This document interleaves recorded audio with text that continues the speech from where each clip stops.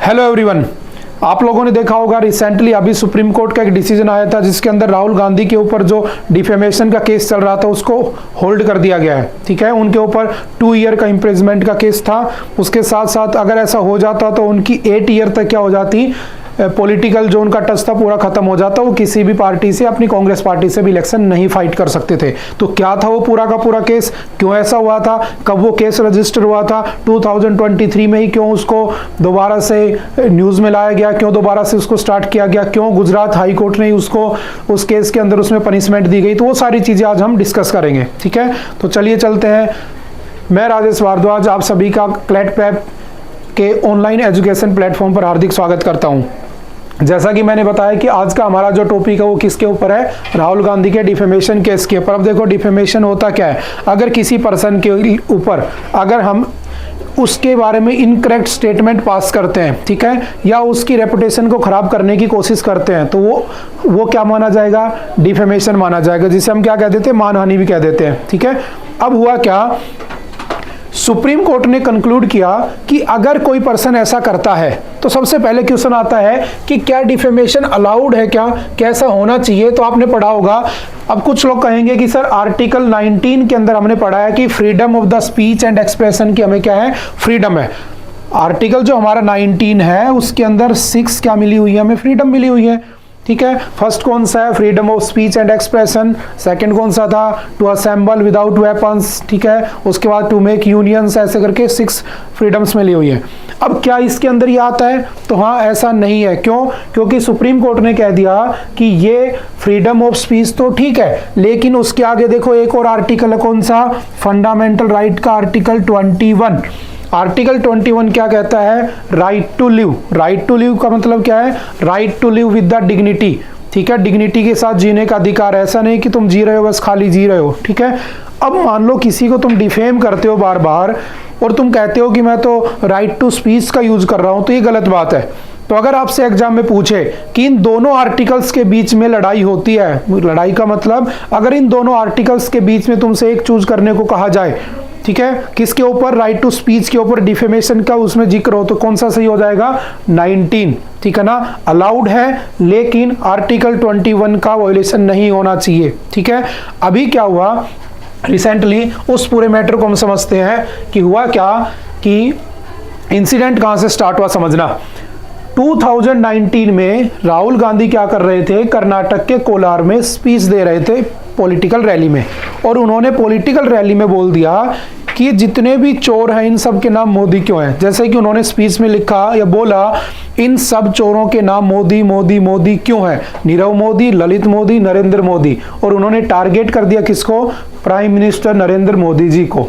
ठीक है, जैसे ये हुआ, हालांकि उन्होंने जानबूझकर किसी कास्ट को टारगेट नहीं किया था, लेकिन उस समय जो डिफेमेशन का केस बनाया गया वो इसी बात पे बनाया गया कि इन्होंने जानबूझकर किसको टारगेट किया है, मोदी कास्ट को, जो कि ओबीसी के अंदर आते हैं, अदर बैकवर्ड क्लास में।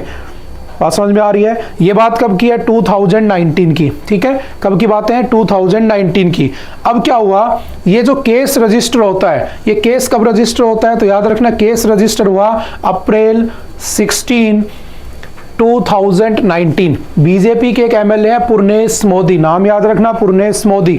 उन्होंने क्या किया, एक क्रिमिनल डिफेमेशन का केस रजिस्टर किया, कहां पर, सूरत कोर्ट में। और सेक्शन कौन सा है डिफेमेशन का, तो याद रखना सेक्शन 499।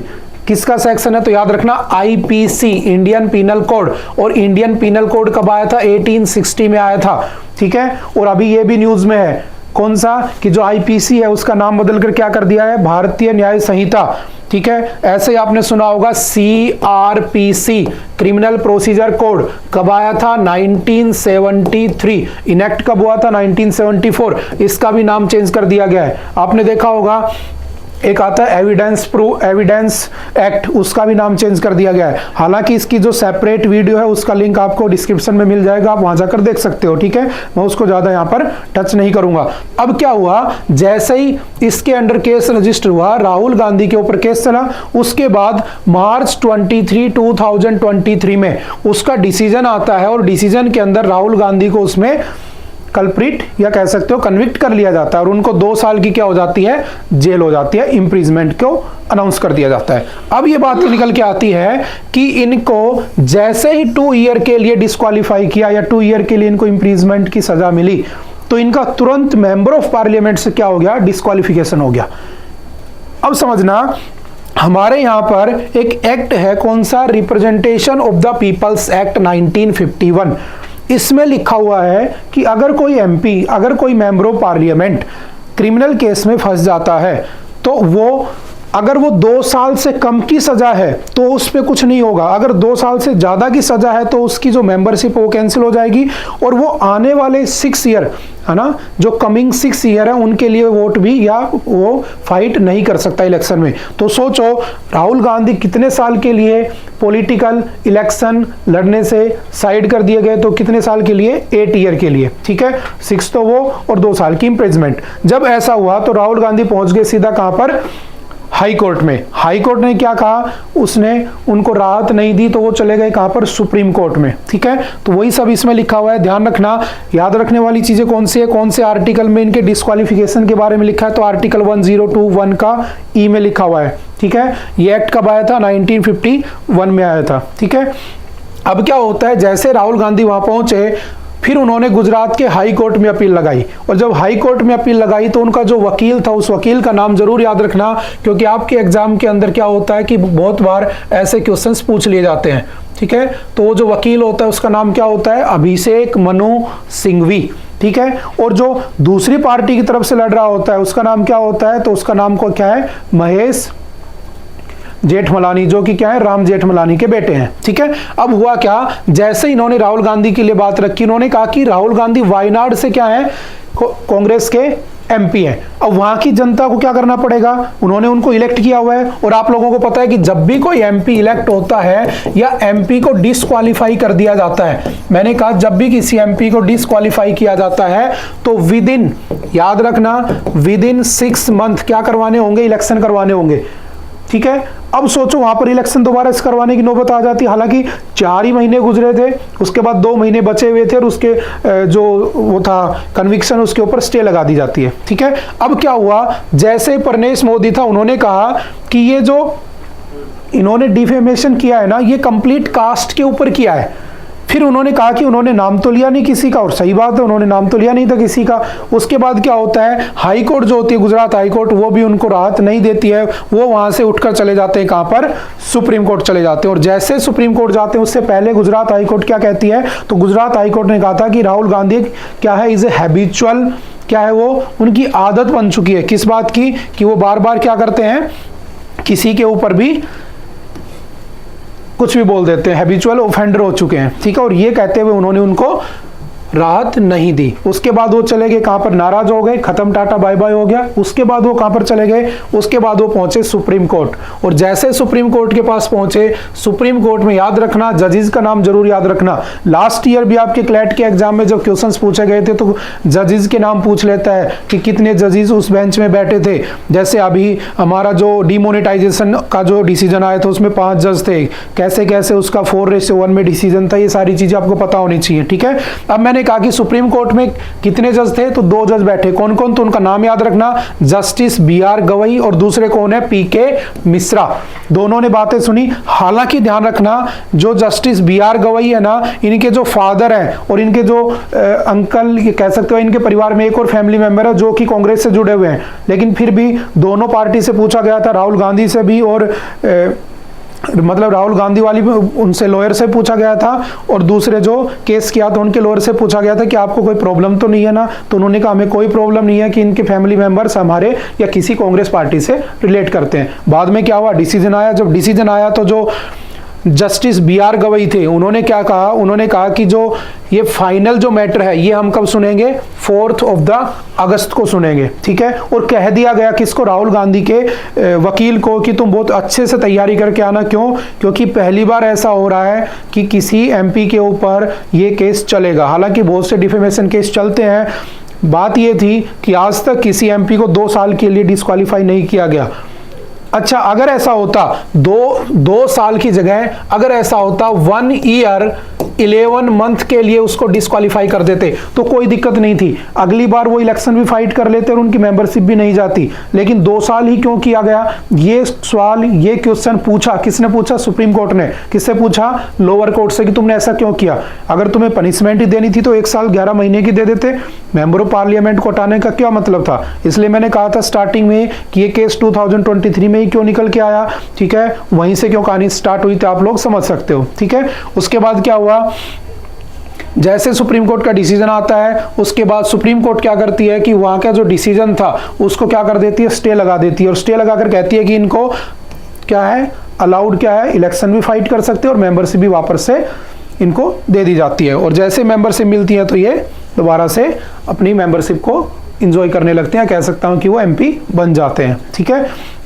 अब समझना, सुप्रीम कोर्ट ने क्या कहा कि the court however says that the alleged remarks were not in good taste. मतलब क्या कहा कि ये जो बातें थी जो राहुल गांधी ने बोली वो गलत वे में, बात तो अच्छी नहीं थी, लेकिन गांधी को यह कहा गया कि जब भी आगे से तुम पब्लिकली स्पीक करो तो इस बात का जरूर ध्यान रखना कि किसी तुम कास्ट को क्या ना करो, टारगेट ना करो, ठीक है। हालांकि राहुल गांधी से पहले दिन कह दिया गया था जब 2019 में ये केस रजिस्टर हुआ था कि तुम माफी मांग लो, तुम्हें छोड़ दिया जाएगा, लेकिन इन्होंने कहा कि मैंने कुछ गलत नहीं बोला, मैं माफी नहीं मांगूंगा, ठीक है। अगर उस दिन ये माफी मांग लेते मोदी नाम के ऊपर तो उस दिन क्या हो जाता, इनको माफ कर दिया जाता और ये सारा मैटर ही निकल कर नहीं आता, ठीक है। बात समझ में आ रही है? अब थोड़ा सा ध्यान रखना, जितने भी हमने जजेस के नाम पढ़े हैं, जितनी भी डेट्स वगैरह लिखी है, इन सबको अच्छे से याद कर लेना है, ठीक है, इनको लिख लेना है। दूसरी बात, अगर राहुल गांधी के बारे में पूछे तो याद रखना इनके ऊपर एक नई बुक भी पब्लिश हुई थी, ठीक है। इस बुक का नाम क्या है? स्ट्रेंज बर्डन्स, ठीक है। किसने लिखी है तो याद रखना उनका नाम क्या है। कई बार क्या होता है ऐसे क्वेश्चंस पूछ लिए जाते हैं, क्या नाम है? सुगाता श्रीनिवास राजू, ठीक है। इस बात को भी हमें क्या रखना है, ध्यान रखना है। उसके बाद एज यूजुअल हम जितने भी हमने टॉपिक्स कवर किए हैं आज तक, हम उनके लास्ट में कुछ क्वेश्चंस को सोल्व करते हैं। तो देखते हैं आज का जो क्वेश्चन कौन कौन से हैं। पहला, in the case of Menaka Gandhi versus union of India the supreme court expanded the scope of the article 21 by including. याद रखना आर्टिकल 21 जो है ना वो क्या कहता है, राइट टू लिव। और कैसे लिव करने का अधिकार है, डिग्निटी, कैसे, विद डिग्निटी। इसके बहुत सारे तुम्हें एग्जाम्पल मिल जाएंगे। जैसे कल परसों या कुछ टाइम पहले आपने देखा होगा कि इंडिया में सुप्रीम कोर्ट ने सेम सेक्स मैरिज को मना कर दिया। हालांकि मैरिज करना किस में आता है, राइट टू चूज यानी कि राइट टू लिव में आता है आर्टिकल 21 में, लेकिन सुप्रीम कोर्ट ने उसको क्या कर दिया, मना कर दिया। क्यों मना कर दिया? याद रखना जो आर्टिकल 21 है ना, इसमें एक बात याद रखना, इट इज नॉट, आर्टिकल 21 में जो राइट टू मैरी है वो क्या है, इट इज नॉट एब्सोल्यूट। वो क्या नहीं है, एब्सोल्यूट नहीं है, मतलब वो तुमसे छीना जा सकता है, ठीक है। तो इन सारे बातों को ध्यान रखना कि क्या क्या न्यूज में भी चल रहा है साथ साथ। हालांकि हम इन टॉपिक्स को अलग से कवर कर लेंगे, ठीक है, जो भी इंपॉर्टेंट डिसीजन आए हुए हैं। उसके बाद है राइट टू फ्री एजुकेशन, आपको पता होगा आर्टिकल 45 में भी है, आर्टिकल 21 के ए में भी है, ठीक है। उसके बाद कौन सा है, right to religious freedom, article number कौन सा है इसका, तो आर्टिकल नंबर 25 से 28 इसके बारे में बताता है। और राइट टू प्रॉपर्टी आप लोगों को पता होगा, राइट टू प्रॉपर्टी किसमें था, आर्टिकल 31 में था, जिसको कैंसिल कर दिया गया और कैंसिल करके इसको किस में डाल दिया गया, आर्टिकल 300 के ए में डाल दिया गया, क्योंकि ये पहले फंडामेंटल राइट था, अब इसको लो राइट बना दिया गया, ठीक है। आई थिंक ये बातें आप लोगों को पता होंगी। Next, which of the following is not a part of the right to life and personal liberty। याद रखना कौन सा नहीं है पूछा है, तो पहला कौन सा है, right to die by suicide. क्या हमारा कॉन्स्टिट्यूशन हमें सुसाइड करने की परमिशन देता है? बिल्कुल नहीं देता। राइट टू फेयर ट्रायल, बिल्कुल परमिशन मिलती है। उसके बाद right to live with dignity, अभी मैंने बताया उसकी डेफिनेशन यही होती है। राइट टू प्राइवेसी, ये भी उसमें आता है। तो कौन सा नहीं आता, right to die by the suicide, हम सुसाइड करने के लिए अलाउड नहीं है। हाँ, अगर 4 डॉक्टर लिख कर दे दें कि इस पर्सन के जीने का कोई बेनिफिट नहीं है तो उसको मारा जा सकता है, ठीक है, वरना सुसाइड करना नॉट अलाउड, ठीक है। उसके बाद freedom of the speech and the expression does not include the right to, क्या नहीं आता इसमें, फर्स्ट क्रिटिसाइज द गवर्नमेंट। क्या तुम गवर्नमेंट को क्रिटिसाइज कर सकते हो? बिल्कुल कर सकते हो। कल को मैं कहूँ कि सरकार कुछ भी अच्छा नहीं कर रही तो मैं अपनी स्पीच रख सकता हूँ, सरकार के अगेंस्ट जा सकता हूँ। नेक्स्ट है attend public meetings and rallies, मैं पब्लिक मीटिंग्स और रैलीज भी अटेंड कर सकता हूँ, ठीक है, उसमें स्पीच भी कर सकता हूँ। तीसरा है insight violence and the hatred, नहीं मैं हेट्रेड नहीं फैला सकता, मैं नफरत नहीं फैला सकता, तो कौन सा सही हो जाएगा इसका, ऑप्शन नंबर सी सही हो जाएगा, क्योंकि यही तो पूछा है कि डज नॉट इंक्लूड, ठीक है। उसके बाद नेक्स्ट कौन सा है, when was the Indian penal code IPC first enacted, तो कब इनेक्ट हुआ था, 1860 के अंदर इनेक्ट हुआ था, ठीक है। याद रखना जो IPC है हमारा, इसका नाम चेंज हो गया है भारतीय न्याय संहिता, और अभी मैंने बताया था CRPC क्रिमिनल प्रोसीजर कोड 1973 में आया था, 74 में इनेक्ट हुआ था, इसका भी नाम चेंज हो चुका है। हालांकि इसकी जो वीडियो है उसका लिंक आपको इसके डिस्क्रिप्शन में मिल जाएगा, वहां जाकर इस पूरे लेक्चर को आप देख सकते हो, ठीक है। उसके बाद कौन सा है, under which section of the Indian penal code is the offence of defamation covered, तो कौन सा सेक्शन है, 499, ठीक है। उसके बाद When was the Supreme Court of India established, कब बनती है, तो सभी को पता होगा 1950 को बनती है, 26 जनवरी ऑफ 1950 बनती है, 28 ऑफ द जनवरी वो स्टार्ट कर देती है अपना काम करना, ठीक है। अगर पूछे सबसे पहली सुप्रीम कोर्ट कब बनी थी, तो 1774 में बनी होती है। दोबारा कब बनी थी, 1937, और हमारी इंडिया की कब बनी, 1950, ठीक है। Okay, thank you.